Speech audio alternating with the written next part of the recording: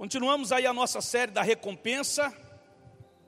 E aí eu queria te pedir o seguinte: fique bem atento, porque pode ser que o inimigo tente atrapalhar você, tá?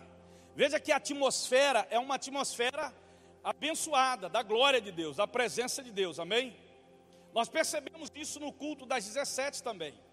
Mas quando cantou e eles ministraram, estavam ministrando e tal, parece que a atmosfera deu uma mudada. Deu uma mudada. Essa série é uma série muito difícil de ser ministrada, sobre recompensa. Não, pastor, mas não é porque para você ser recompensado, é claro que de alguma forma você tem que se habilitar para aquilo ali, não é verdade? E hoje eu trouxe até um tema que foi resultado. Eu estava sonhando e eu acordei, Deus falou comigo, o Senhor dos Anéis. Eu fiquei, porque é difícil, muito difícil Deus falar comigo. Lá uma vez ou outra Ele fala comigo através de sonhos, né? E dessa vez veio aquela coisa, eu acordei meio que assustado com aquela palavra na minha cabeça, Senhor dos Anéis. O que tem a ver Senhor dos Anéis? E aí eu vim para a igreja, continuei orando, falando com Ele. Pai, o que o Senhor quer falar? Porque eu pedi a Deus assim: Senhor, qual é a palavra para a gente dentro dessa série, da recompensa, falar para a igreja no domingo? E aí Ele falou sobre esse tema. E eu fui ver, é um filme, uma trilogia. Quem já viu esse filme, Senhor dos Anéis? Alguns aqui já viram, tem gente que nunca viu, mas não tem problema.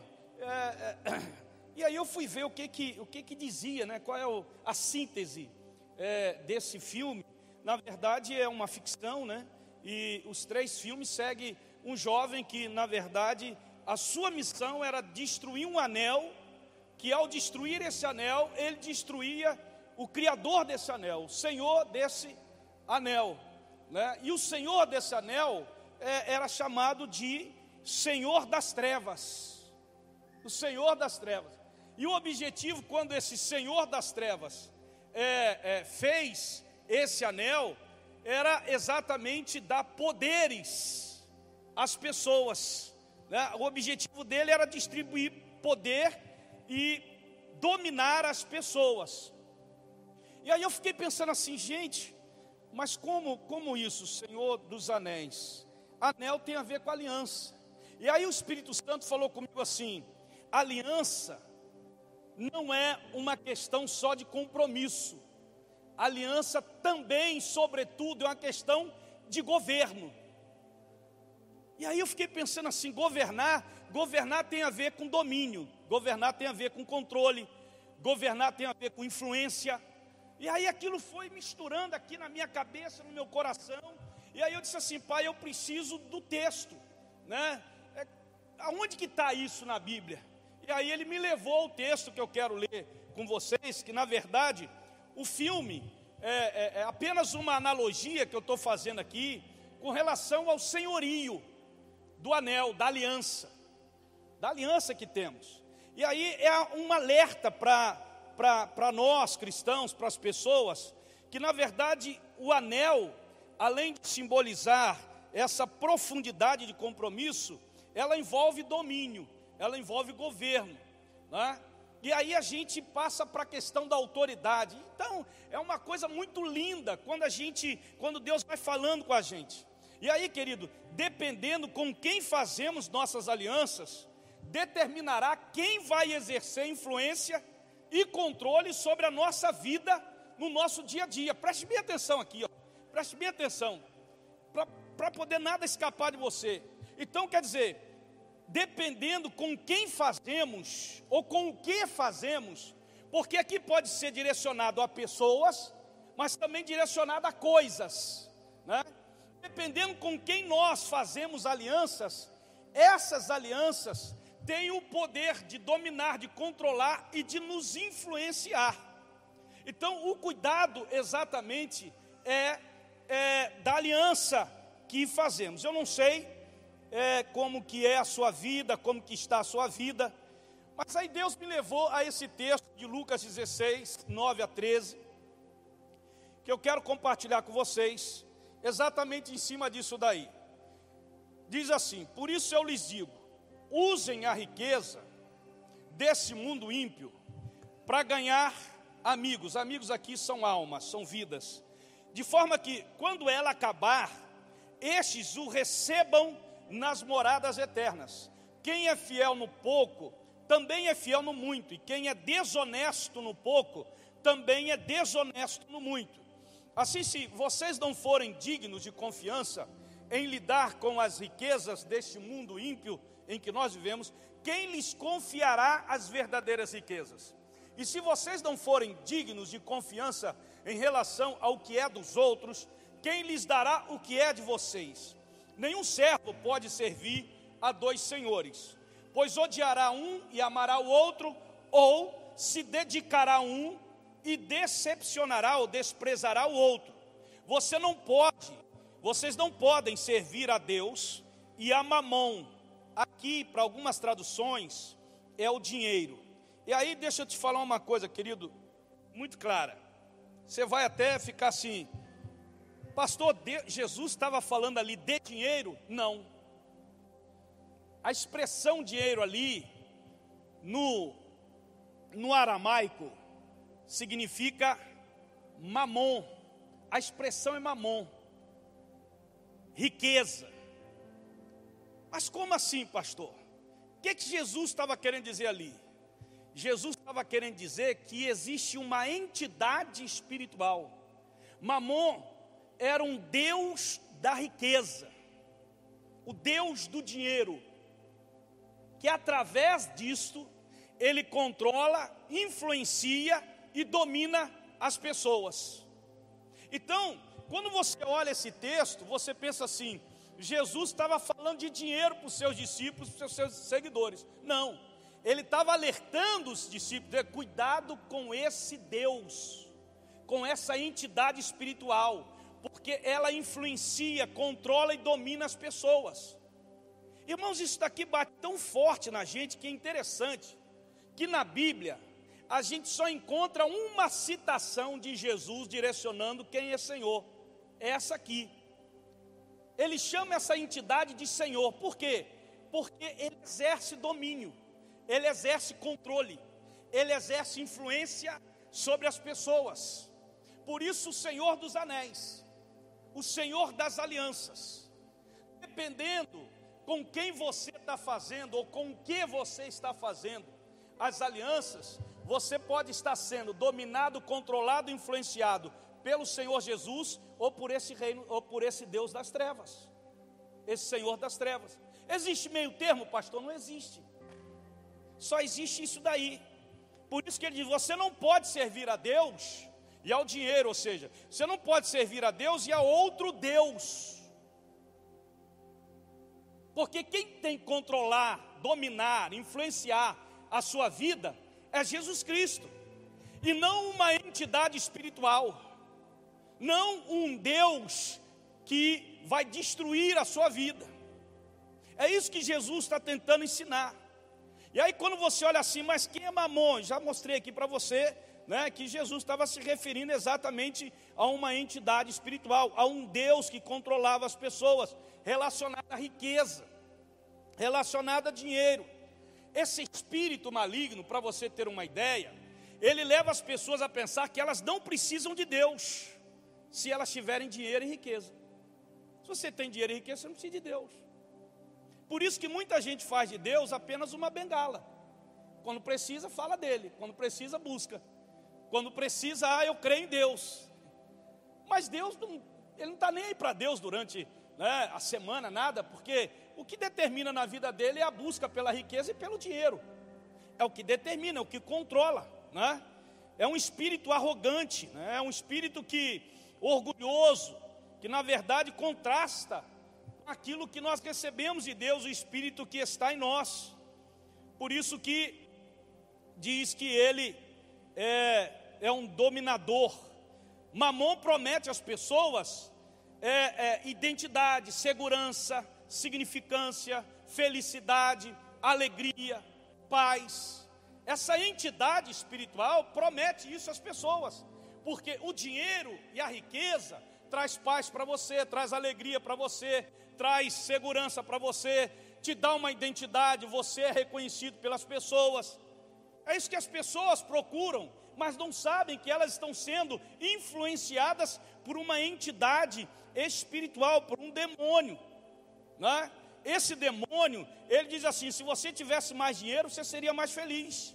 Você só não é mais feliz porque você não tem mais dinheiro. Ou se você tivesse mais dinheiro, as pessoas prestariam mais atenção em você, né? E mais ainda, o pior é que ele diz assim: a grande mentira, se você tivesse dinheiro, você poderia ajudar mais pessoas. É mentira. Mentira. Você vê pessoas que têm muito dinheiro aí. Não, pastor, eu vejo pessoas que têm muito dinheiro que ajudam os outros. Nada. Aquilo é uma ajuda, querido, que na verdade não se constitui uma ajuda. Quando a pessoa que tem riqueza dá alguma coisa, é porque ela quer que abata no imposto de renda dela. Mas ela faz maior propaganda na rede social. E aí vocês pensam assim: que pessoa boazinha, ele pega parte da riqueza dele para ajudar as pessoas. Não, não.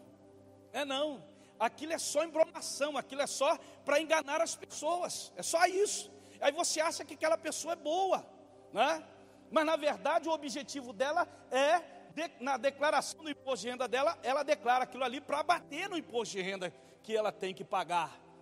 Então veja só, querido, estou generalizando evidentemente, né, irmãos? Generalizando, mas pensa bem, querido. O dinheiro não ajuda as pessoas. Ajuda, pastor, não. Quem ajuda é Deus. Quem ajuda é Deus. Deus pode usar os meios, mas quem ajuda é Deus. Porque quando você está com uma doença ou qualquer outra coisa, quem que você vai buscar? O dinheiro? Você vai buscar Deus, porque você sabe que é através de Deus que Deus pode providenciar a ajuda que você precisa. Sim ou não, irmãos? Amém? Então, na verdade, mas o diabo, essa entidade espiritual, esse demônio, ele coloca na tua cabeça que o dinheiro, sabe, ele vai te ajudar. Nunca vimos Jesus ensinando, querido, as pessoas de que elas precisam de mais dinheiro. Nunca vimos isso nos ensinos de Jesus. Pelo contrário, os ensinos de Jesus dizem assim: olha, busca o Espírito Santo, busca o Senhor, faça a vontade de Deus, aleluia, glória a Deus. Jesus sempre ensinando as coisas espirituais, eternas. Ele nunca ensinou ninguém a buscar mais dinheiro, a ter dinheiro. Por quê, pastor? Porque o dinheiro é uma consequência da sua fidelidade a Deus. Buscai primeiro o reino de Deus e a sua justiça, e todas as outras coisas vos serão acrescentadas. Todas estão aí. Mas esse demônio faz você entender que o dinheiro é a principal, sabe, razão da tua vida, que você precisa daquilo para você ser feliz, para você resolver os seus problemas. O dinheiro nunca será a solução para os seus problemas, querido. Sabe quem será a solução? É Deus. É o mover de Deus. Sabe, se você entende, se você pensa que o dinheiro é a solução para os seus problemas, você está com um grande problema. Porque não é a solução. E eu não estou sendo demagogo aqui não, porque a mente, né, desse mundo nos leva a entender o seguinte: não, quem tem dinheiro, pastor, é mais abençoado, vírgula. Bota uma vírgula nisso daí, querido. Bota uma vírgula. Em nome de Jesus.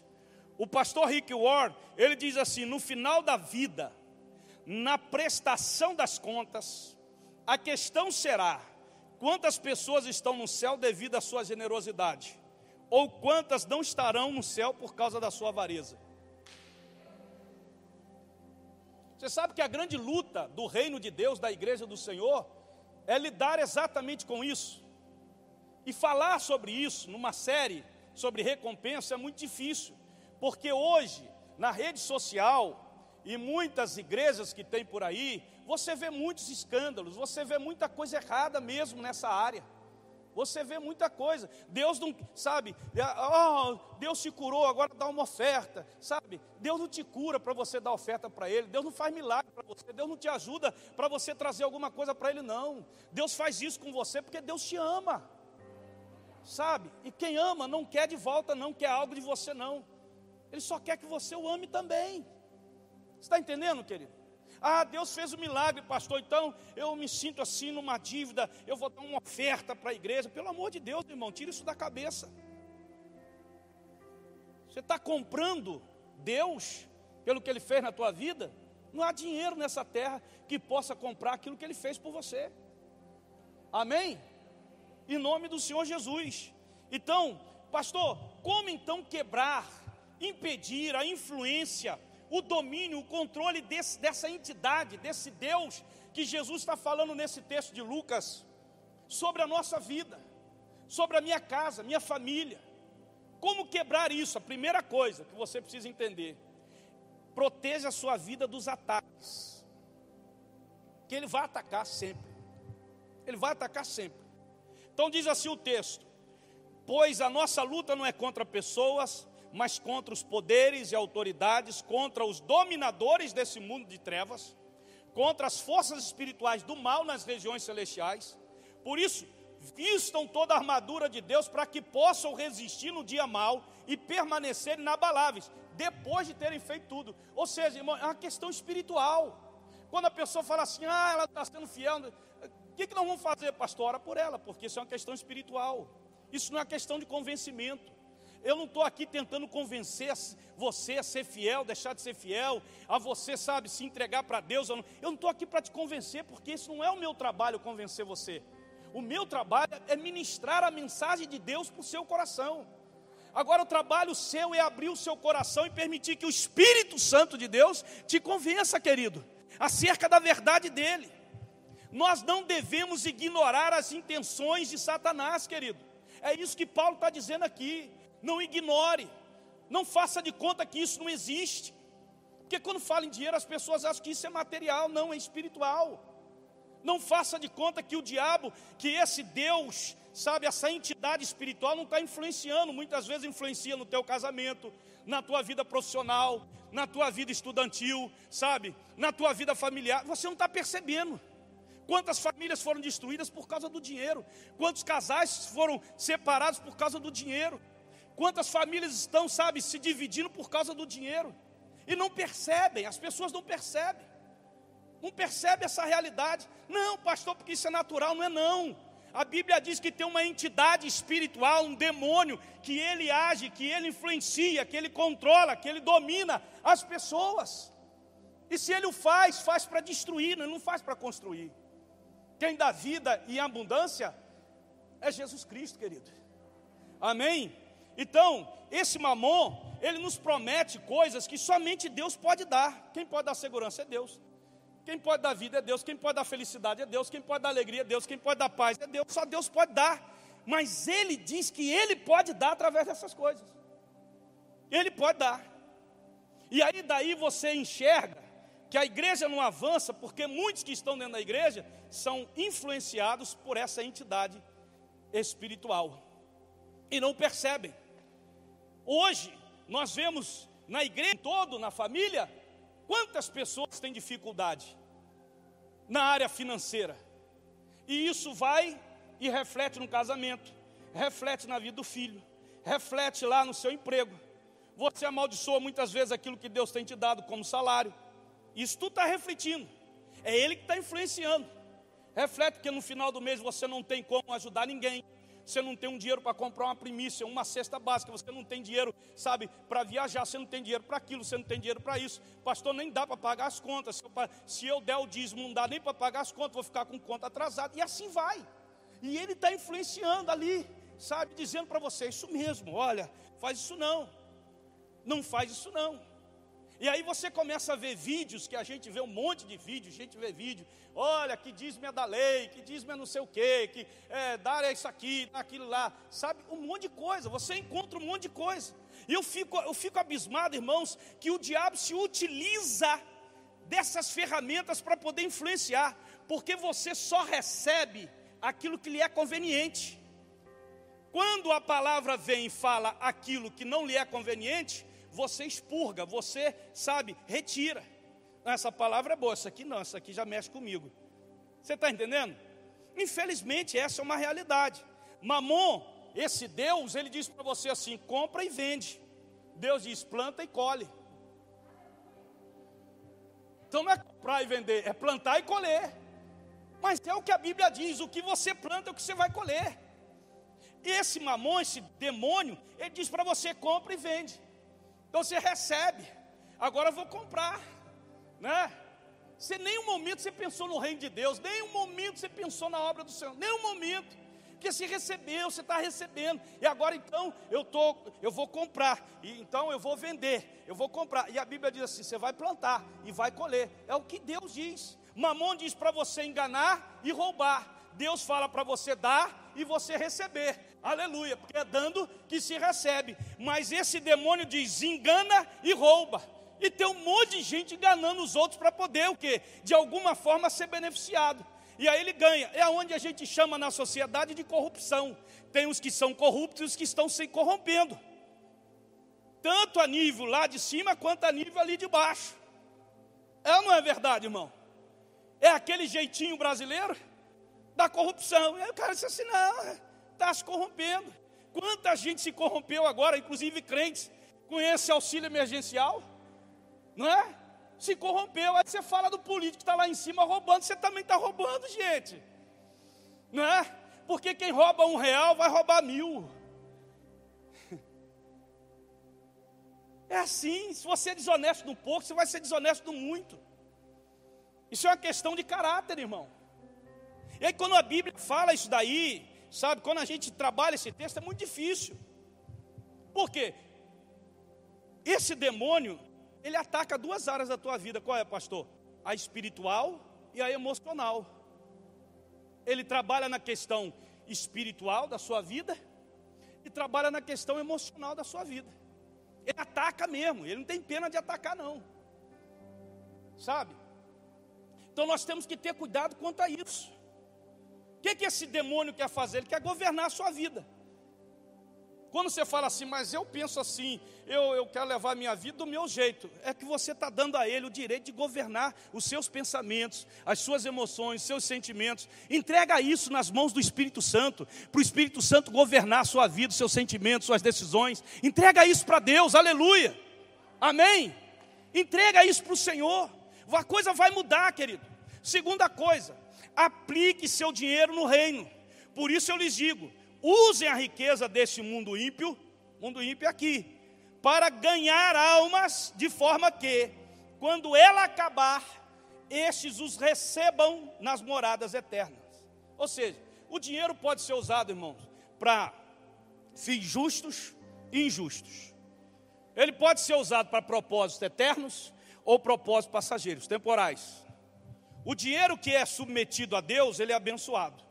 O dinheiro que não é consagrado ao Senhor, ele é amaldiçoado. Isso é Bíblia.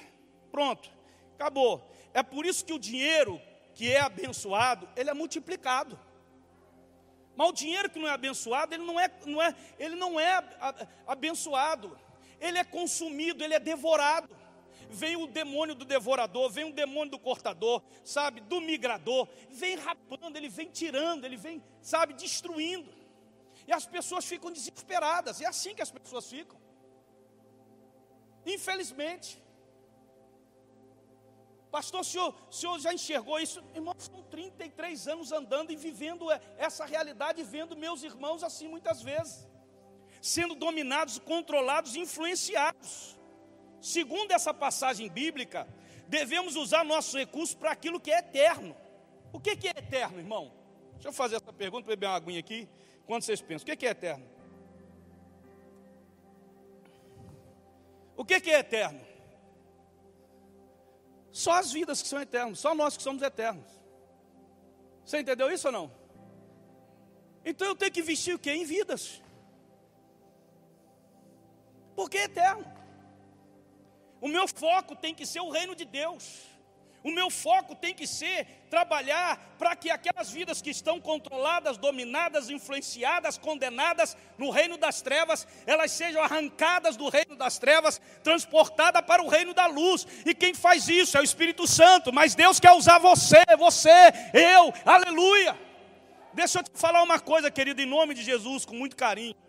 A Bíblia diz, querido, que não acumulem para vocês tesouro na terra, onde a traça e a ferrugem destroem, onde os ladrões arrombam e furtam. Mas acumulem para vocês tesouro no céu, onde a traça e a ferrugem não destrói, onde os ladrões não arrombam nem furtam.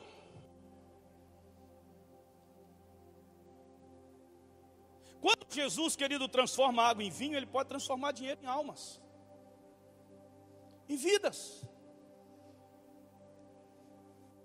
Toda vez que você investe no reino de Deus, o inferno é saqueado. É por isso que esse demônio ele impede, irmão. É verdade. Por isso que ele faz de tudo, ó. Ele faz você crer na salvação, na cura, na libertação, no milagre e tal. Mas na hora que chega no investimento, no reino, falou nisso, você bloqueia. Quem que bloqueia a sua mente para isso, o seu coração? É o demônio. Aí ele usa o quê? Ele usa a própria igreja para isso. Pastores aí que são inescrupulosos, sabe? Que afugentam as pessoas, negociam com as pessoas. Pastores e outros também que fazem negócios através de campanhas, essas coisas. Traz isso, que Deus vai dar aquilo, traz aquilo, que Deus vai dar isso. Sabe, negociando aquilo que é princípio de Deus. Que é fácil fazer isso. Nós vivemos num país místico, irmão. Onde se você botar aqui uma mesa cheia de fitinha vermelha e dizer assim, olha, eu ungi essas fitas todas aqui, cada um aqui vai passar depois do culto, pegar uma fitinha dessa. Seu envelope também está ali. E você vai colocar uma oferta, aleluia. E muita gente vai dar glória a Deus, vai dar aleluia, e vai levar aquela fita, e vai colocar aquela fita como sendo algo de Deus. Deus não faz a obra na tua vida por causa de fita, por causa de anel, sabe, por causa de sal, por causa de nada. Ele faz porque Ele te ama, meu irmão. Isso é sério. Não fica caindo no ledo, no engano, sabe, desses espíritos malignos que muitas vezes influenciam você. É uma realidade. É até difícil a gente falar essas coisas, porque o diabo, irmão, ele odeia quando você, sabe, vai dar uma oferta inspirada pelo Espírito Santo na sua vida. Não é verdade? Ele odeia.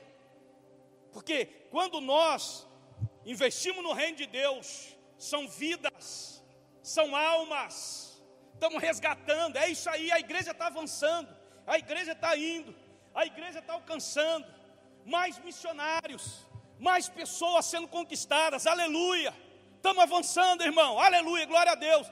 O povo não tem essa alegria, porque tem que investir tempo, investir dinheiro, investir oração, investir jejum, tem que investir a sua vida, investir sua casa, investir sua família, tudo no reino de Deus. É essa a realidade que nós temos que ver. Então, querido, olha, preste bem atenção. O diabo não quer de jeito nenhum que o seu dinheiro seja abençoado e multiplicado, não. Preste atenção nisso. Ele não quer mesmo. Não invista nisso não, invista lá nessas coisas. Deixa eu te falar uma coisa. Cada real que você investe no reino de Deus é uma vida que sai do inferno. Cada $1 que o irmão americano, sabe, investe, cada €1 que o irmão lá na Europa investe, cada R$1 que a gente investe no reino de Deus, querido, é uma alma que está sendo saqueada, porque é assim que a obra de Deus funciona. Você está entendendo isso, irmãos? Amém, irmãos? É difícil, no primeiro culto foi até difícil. Eu até comentei ali na sala com os pastores, disse assim, rapaz, a atmosfera mudou. Porque eu sei que quando a gente trata desse assunto, quando eu comecei essa série, eu sabia que ia vir retaliação. Eu sabia que a coisa que a atmosfera prende, porque mexe exatamente naquilo que é Senhor. Dinheiro se torna Senhor, se torna controlador, dominador, influenciador na nossa vida, querido. E aí eu vou mostrar para você, outra coisa que Deus fala para nós aqui, seja fiel em todas as estações da vida.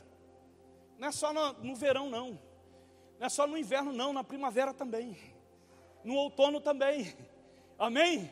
Nós estamos em qual estação? Primavera. O que ele quer dizer com isso, pastor? Quem é fiel no pouco, também é fiel no muito. E quem é desonesto no pouco, é desonesto no muito. Assim, se vocês não forem dignos de confiança em lidar com as riquezas desse mundo ímpio, quem lhes confiará as verdadeiras riquezas? As verdadeiras riquezas são as riquezas do céu.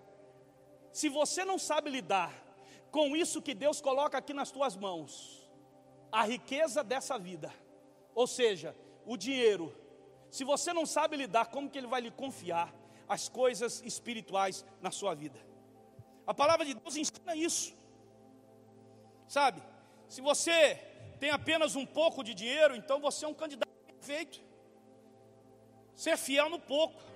Deus, olha isso aqui para mim aqui. Deus está procurando pessoas em quem Ele pode confiar muito. Quem aqui é candidato? Quem aqui é candidato? Quem aqui é candidato?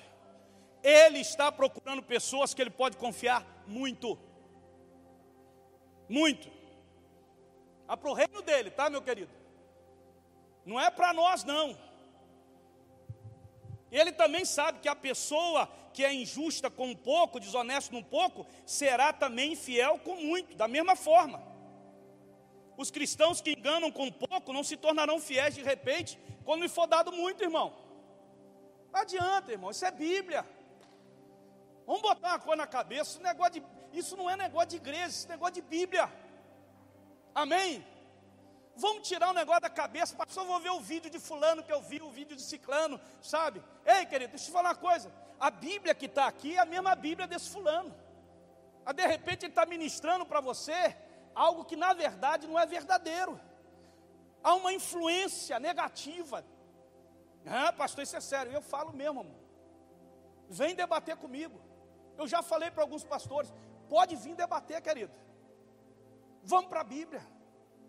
Isso é Bíblia. Então, pastor, se é Bíblia, é isso mesmo. Como que Deus vai botar muito na mão daquele que ele bota pouco e não é fiel? Não tem como, é igual o pai. Não vou dar mais para o meu filho, porque aquilo que eu tenho dado, ele já está todo enrolado. Se eu der mais, eu vou matar meu filho. É assim que Deus olha. Deus está procurando filhos e filhas em que Ele pode confiar mais. O que importa, irmão, não é o que nós temos, é a quem pertence aquilo que nós temos. A quem pertence aquilo que nós temos? A quem pertence? Meu dinheiro pertence ao Senhor, meu carro pertence ao Senhor, a casa pertence ao Senhor, meus filhos pertencem ao Senhor, minha esposa pertence ao Senhor, eu pertenço ao Senhor. A questão não é o que eu tenho, é a quem pertence. Louvado seja o nome do Senhor. Aleluia, irmãos. Você está entendendo, irmãos? Está entendendo? Então, ser fiel em qualquer estação.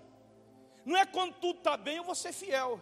A coisa apertou, pastor, e aí não dá, porque, sabe, como é que eu vou investir? Agora eu não tenho tempo mais para isso, eu não tenho tempo mais para aquilo. Mas quem te deu a oportunidade para tudo isso? Foi Deus, pastor. E você então está renegando exatamente, Deus te colocou, e você agora está renegando.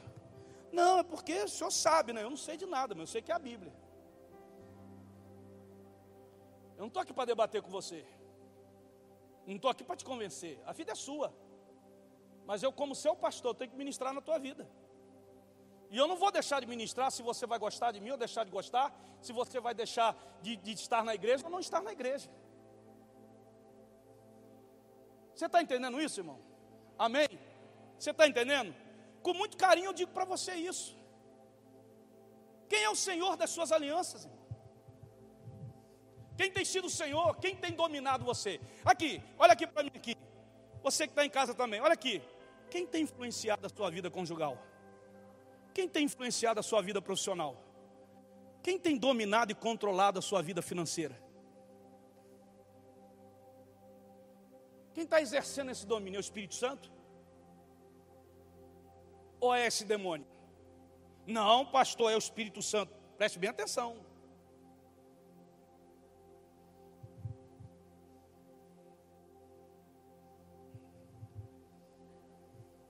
Para terminar, irmão. Está pesado, né? Atmosfera do Rio.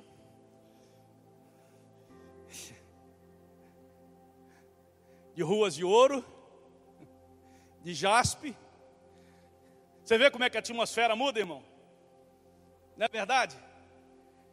É, pastor, porque é a coisa que é a palavra. Então, eu falei esses dias para um discípulo, eu falei assim, meu querido, a palavra que é para mim, a palavra que é para você, que é para ciclano, que é Beltrano, é a mesma. Sabe qual é a diferença? A diferença é que cada um reage de uma forma diferente. Uns aceitam, se submetem. Outros rejeitam, resistem, têm dificuldade, não querem agora. A diferença está aí. A diferença daquele que vai e aquele que não consegue ir também está aí. a reação, a atitude perante a palavra. Você vai sair daqui nessa noite e você vai rever suas alianças. Pastor, olha, eu fiz alianças que têm influenciado, controlado e dominado muitas vezes a minha vida, e isso tem me causado determinados prejuízos, sobretudo espirituais. Ei, quebra essas alianças, irmão. É o demônio. É esse demônio aí que Jesus está falando. É uma entidade espiritual, você não vê, você só sente. Para terminar, desenvolva uma nova mentalidade. Romanos 12, 2 diz assim: não se amoldem ao padrão desse mundo, mas transformem-se pela renovação da sua mente, para que sejam capazes de experimentar e comprovar a boa, agradável e perfeita vontade de Deus. Amém, queridos? Irmãos, há dois tipos de pensamentos que impedem você de viver uma vida abençoada. Quais, pastor? Primeiro, é a mentalidade de miséria. Segundo, a mentalidade de orgulho. Esses dois tipos de pensamento impedem você de viver uma vida plena em Deus. Na mentalidade de miséria, você será levado a ficar com vergonha da prosperidade, daquilo que Deus tem dado para você. Se você é uma pessoa que administra bem aquilo que Deus te dá, é fiel e é generoso, não há como evitar, você vai ter uma vida abençoada. Por quê, pastor? Porque quanto mais você semeia, mais você vai colher. Amém? Mas você tem que ser o quê? Um bom administrador, amém? Fiel e generoso. Porque tem gente que chega para mim e diz assim: eu tenho sido fiel, mas é um mau administrador.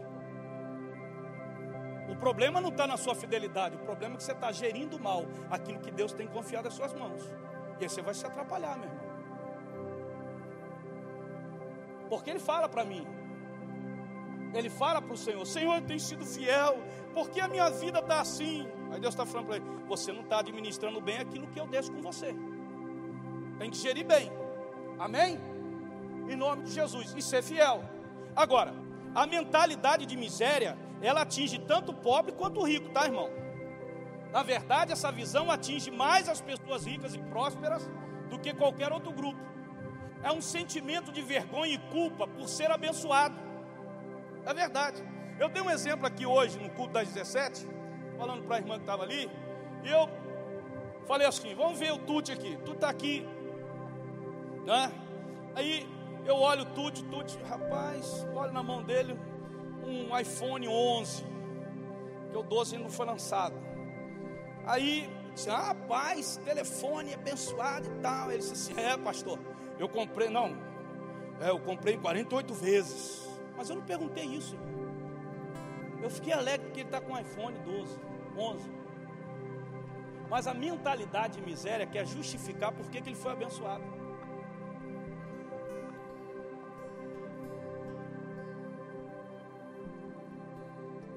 E quem tem essa mentalidade vai ajudando também. Você viu lá, o cara comprou um carro, viu o irmão que comprou um carro novo? Aí chega no irmão, aí o irmão diz assim: não, eu comprei, mas eu comprei em 88 vezes. Gente, agora o irmão lá na minha casa, vai lá na minha casa, aqui no conjunto aqui: nossa, o pastor, que casa do pastor, você viu?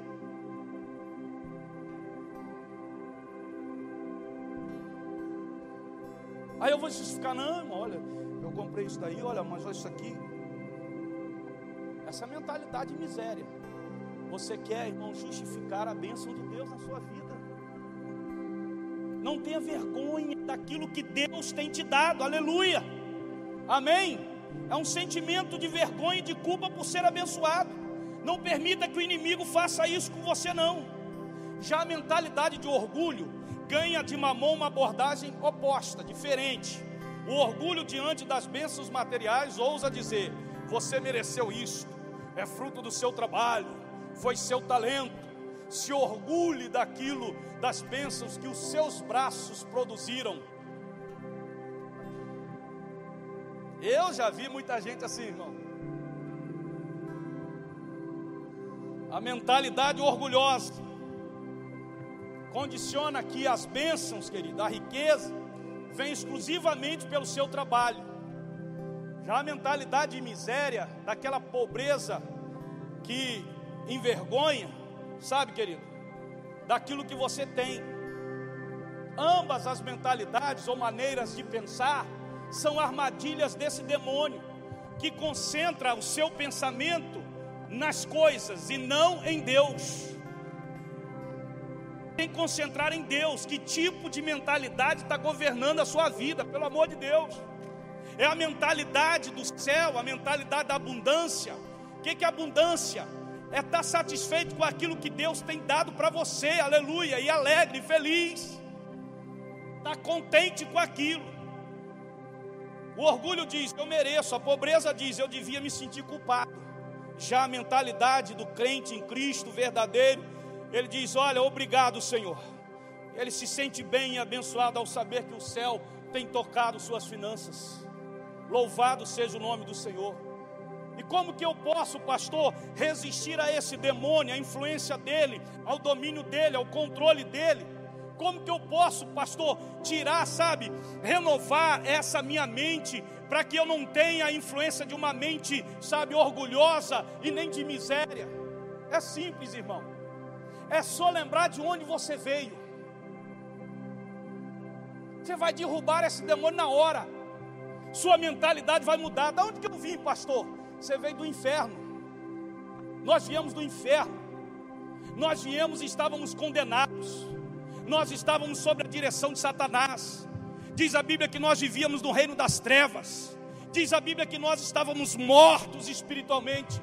Aí alguém lá do céu que nos ama muito enviou o seu único filho, para vir nessa terra e para nos arrancar das mãos de Satanás, da condenação, nos dando absolvição, nos dando perdão pelo sangue dele, aleluia, nos tirar da condenação do reino das trevas e nos transportar para o reino de luz, o reino de abundância, o reino de vida, o reino de paz, o reino de alegria, o reino de esperança.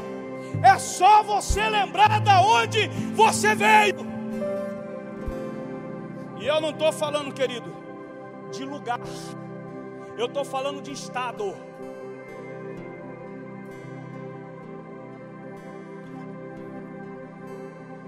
Estado é que você era morto e recebeu vida.